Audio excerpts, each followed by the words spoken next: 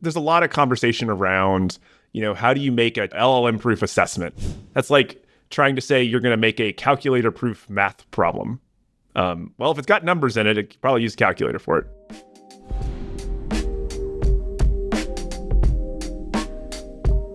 When you were in school, what hacks or tools did you have to make your work easier and faster? Because I feel like I know you did. Well, we just had the internet. So, this was like the dawn of Wikipedia and then all the other obvious stuff, calculators. I remember seeing spell check for the first time. SparkNotes was pretty big. My teachers hated it. In retrospect, I understand why. And maybe the biggest one was, my parents, especially my mom, just like helping with my homework. I talk a lot about my mom GPT. Like that was definitely a huge hack when I was in school. And now today I hear about students using AI, and I wonder if it's accurate to equate AI to how we used to have hacks, or if we have to reimagine in-school working versus homework. Yeah, this is a conversation we have a lot with teachers in our work at AI EDU. We actually literally have these cheat-a-thons. And so it's literally like we give them an assignment and we say, okay, we're going to actually help you use AI to cheat on this assignment so that you can understand the capabilities that students have in their hands. And from that, you can then start to build around it. So like you build your assessments based on your knowledge of, what the technology is capable of. Wow. That's exactly what I want to know. And today we're going to hear how one college professor is making AI an expectation in his assignments to make his course maybe not hack-proof, but at least AI ready. And then we're going to talk about what kinds of knowledge kids actually need to acquire in an age where information and even output is at the tips of our fingers. We're going to get into all of that on this episode of Raising Kids in the Age of AI, a podcast from AI EDU Studios, created in collaboration with Google. I'm Alex Catron, founder and CEO of AI EDU, a nonprofit helping students thrive in a world where AI is everywhere. And I'm Dr. Aliza Pressman, developmental psychologist and host of the podcast, Raising Good Humans. On this episode of the podcast, we're discussing how schools at every age level are reckoning with generative AI and the strategies evolving to reshape assessment and evaluate learning.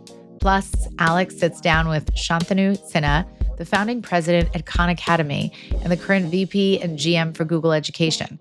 He'll share his approach for balancing AI use with more traditional methods in a classroom setting. But first, we'll hear from Nick Mattei. I'm Nick Mattei, and I'm an associate professor of computer science at Tulane University in New Orleans. I teach classes mostly related to artificial intelligence, data science, machine learning. Nick co-teaches a course that's cross-listed with history. It's called The Digital Revolution, From Ada to AI. I think this is fascinating, the idea of bringing students across the humanities and social sciences into computer science. But that actually wasn't the main reason we wanted to talk to Nick. We'd heard that he and his co-teacher had brought one more thing to their class. Last year, I actually got to teach a class with Walter Isaacson, who's written a lot of biographies of Steve Jobs, Elon Musk, Ben Franklin. And what we kind of ended up doing was we combined elements of a number of classes we teach in computer science, like a little bit of AI, right? Like a little bit of programming, with more of a broad historical survey course that Walter was already teaching that focused on, the invention of the semiconductor, the invention of the transistor, and, sort of the history of the technology itself, and then sort of the impacts of that technology and how it sort of shaped society. So the curriculum was set, but what about the assignments and the assessments? How could Nick tell the students had actually grasped the concepts when so many take-home projects nowadays seem suspect?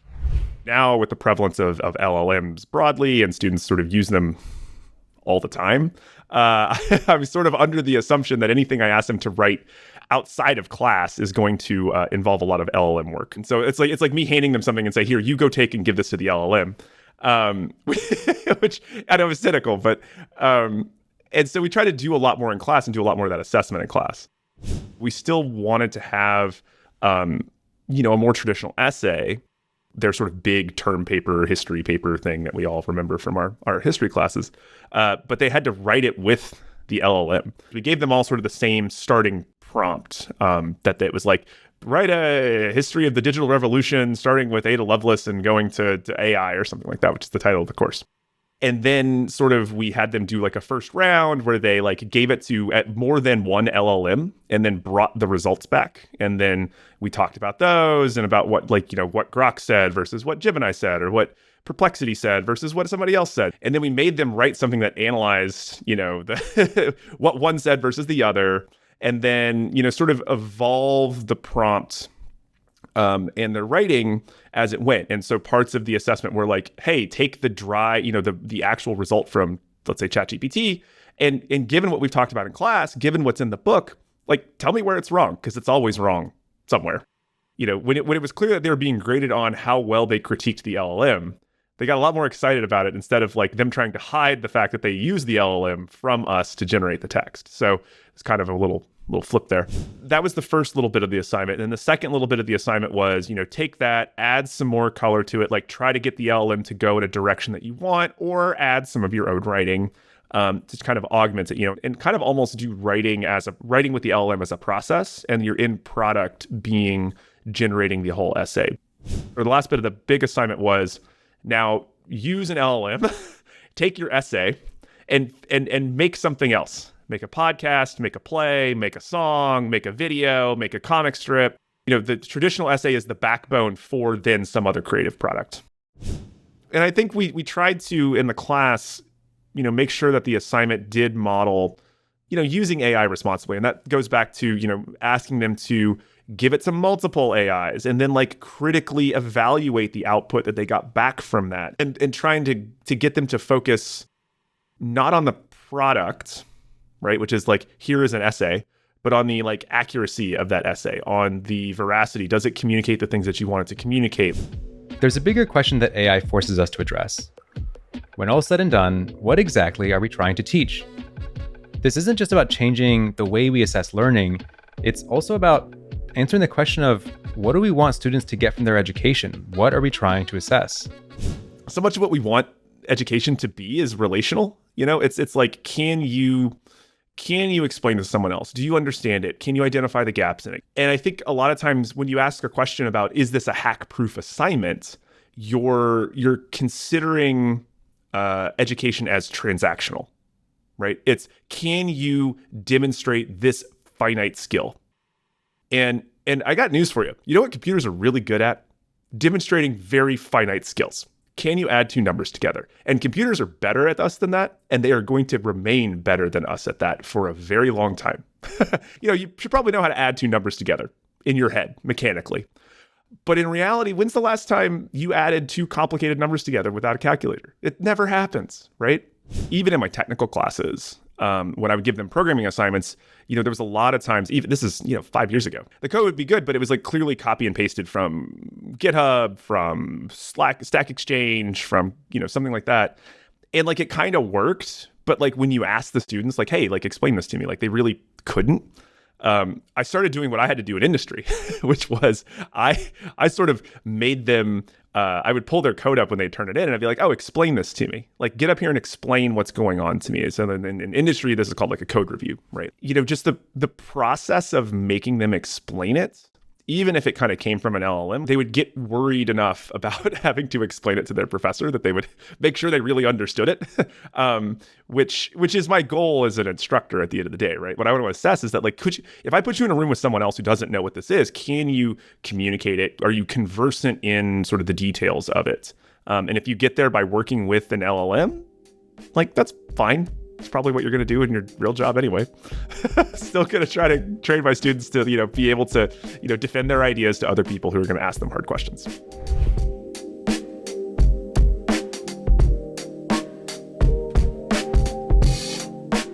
Honestly, we would all be so lucky to have Nick and Walter Isaacson for professors. But also, Nick's approach reminds me of something I read about recently in the Ethicist newsletter from the New York Times. It was about the results of a nonprofit organization's annual scholarship essay contest. This year, the judges panel felt certain that several applicants, including the winner, had been using AI to write their essays, and they wondered if they should confront the winner about her use of AI. I thought this was really interesting, and the ethicist felt that unless the rules explicitly prohibit the use of AI, then there's a good chance the winner didn't think anything of using AI to write the essay. It didn't seem wrong to them. Maybe it even seemed like a good idea, probably. And so, in the response to the reader's question, here's what the ethicist writes: what happened this year should be taken as a wake up call rather than a crime scene. I suspect that it's time to rethink that format. I think that was so accurate. And this is what Nick and Walter have done. They know students are going to use AI, so they're reimagining what coursework looks like with the added element of AI. Yeah, we give this advice to teachers all the time. You have to be 100% certain. Even if you're like 85% sure, it's just not going to be enough. There's basically no way for a teacher to prove with absolute certainty that AI wrote it. And so that kind of illustrates the challenge in sort of like the design of assessments. Enforcement isn't going to be enough. You actually have to really rethink design. And I think that's why it's so important for us to like dig into what does it look like when folks like Nick and Walter are rethinking, the design of a class and sort of the assessments that go into it. Inside the mind of a lot of teenagers is the belief that they will potentially get caught. Like that scare tactic is so real. So I think it's really interesting that that's just kind of folklore, it sounds like. There are detectors out there. They're not, 100% accurate. And I wouldn't necessarily share that. If I was a teacher, I would be telling my kids, I'm using all of the latest and greatest tools to like catch you. I'm using tools that you don't even know about. So just be careful. But if I was a teacher, I also would be thinking about, what are some other creative ways that I could approach the design of my class. One thing I want to say about this is at first, when I was hearing some of their solutions, my initial reaction was like, oh, I don't know if that's actually like hack proof, because you can still use AI to critique itself. And you can also use AI to write a reaction to the critique of itself. But then they added something very important, right? Which is we made it very clear to the students that they're going to have to come into the class and be able to answer questions and sort of be put on the spot.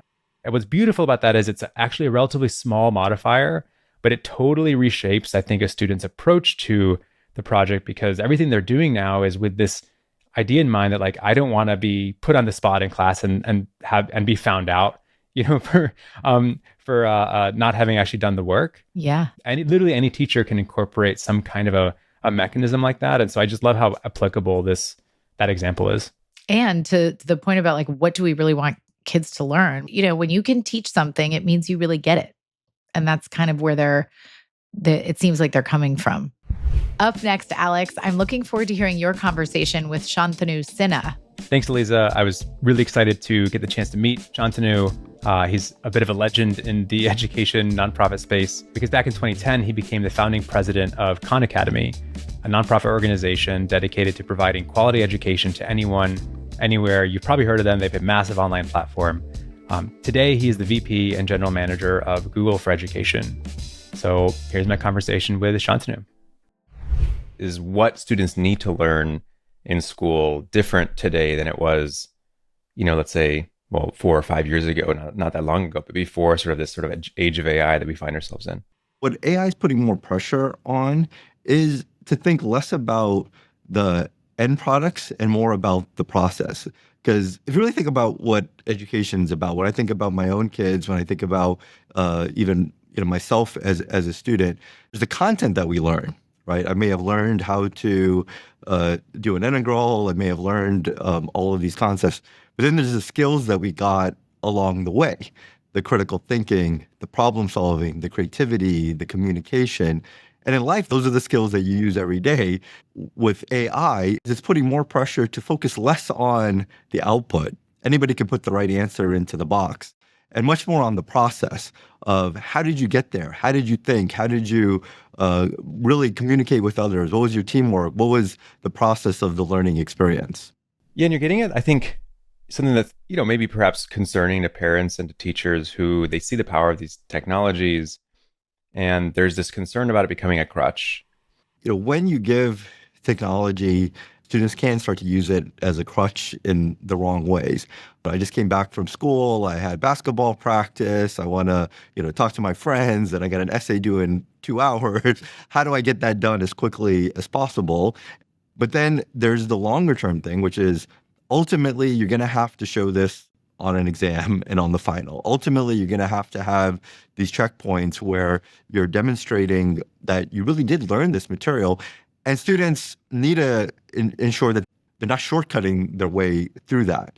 It actually reminds me a little bit of when I was teaching my oldest son how to learn to ride a bicycle. And I put training wheels on his bicycle. And very quickly, he's pedaling and he's getting from point A to point B and he's loving it. Right? As soon as I took the training wheels off, he would fall, he lost his confidence. It was a really difficult experience. And then a friend of mine, he was like, well, your problem are the training wheels, because the hard part of riding a bicycle is learning how to balance. And the training wheels are actually making it harder for your son to learn how to balance. And I think that analogy in many ways applies to how people are using AI today, which is if you focus the user on just that endpoint of putting an answer into the box, AI is going to help you quite a bit on being able to do that. But the question is, are you actually getting the right skills along the way? And are you actually developing those critical thinking, those problem-solving skills?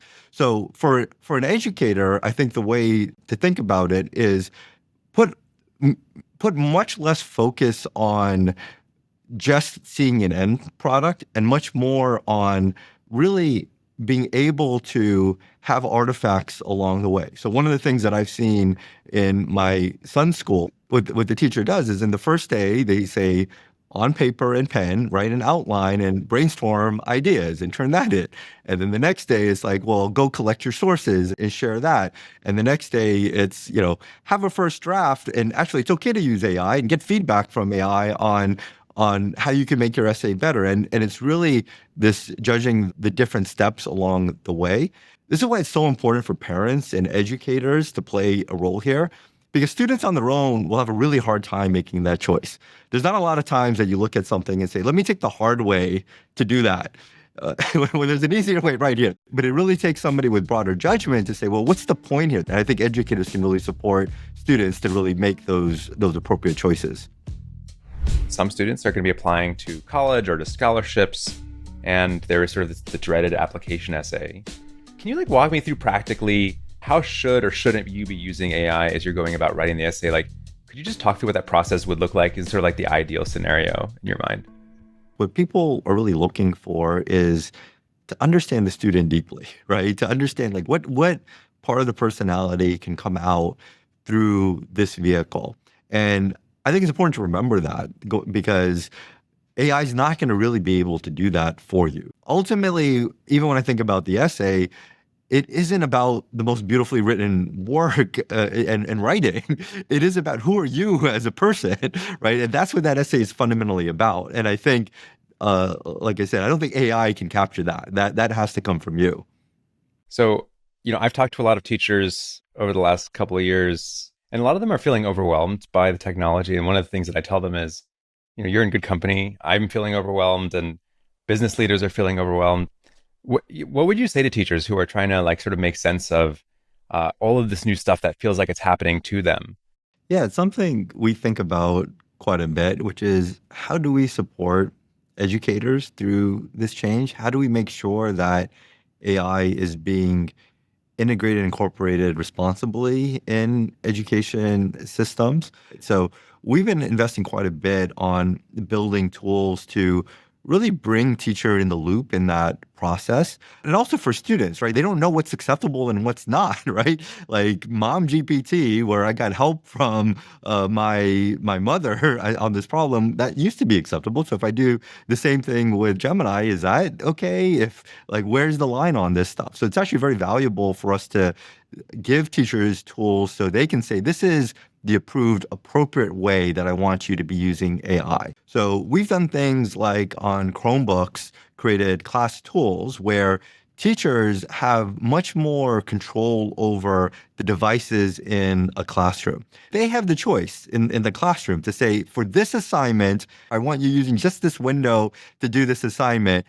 please don't use AI to help. Or they can kind of give a different assignment and say, well, here's the custom Gemini gem that I want you using for this assignment, but you're only allowed to use that assignment. So really, the work here is for us to make sure we're providing the right tools to minimize the downsides of how people are using this technology and maximize the upsides of it so they can really create those richer experiences. And I think the call out to teachers is, practice what you preach in a way. We talk about lifelong learning and curiosity, and that's important for students. And it's especially now also really important for teachers to just approach this with that curiosity. How might they, leverage their expertise to level up their classrooms for this new world that we find ourselves in. Shantanu, this was awesome. Thank you so much. All right. Thank you. Really enjoyed it. Appreciate it.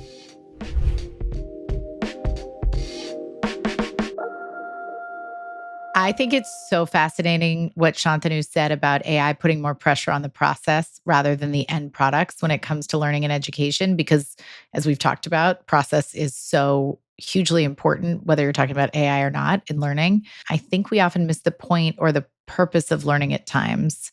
So to think of AI as a way to refocus that, especially when kind of achievement pressures are at an all-time high, that we can refocus everybody on what actually really matters in process. That the outcome of learning is actually that you went through the process. Learning how to learn, learning how to think, that is the huge task.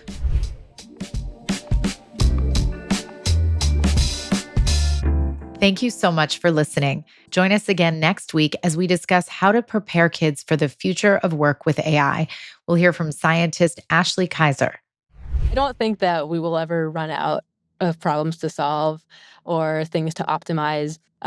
Scientists, engineers, pretty much everybody in STEM, I think we would all agree that even when you wrap up part of a project, you're not really done.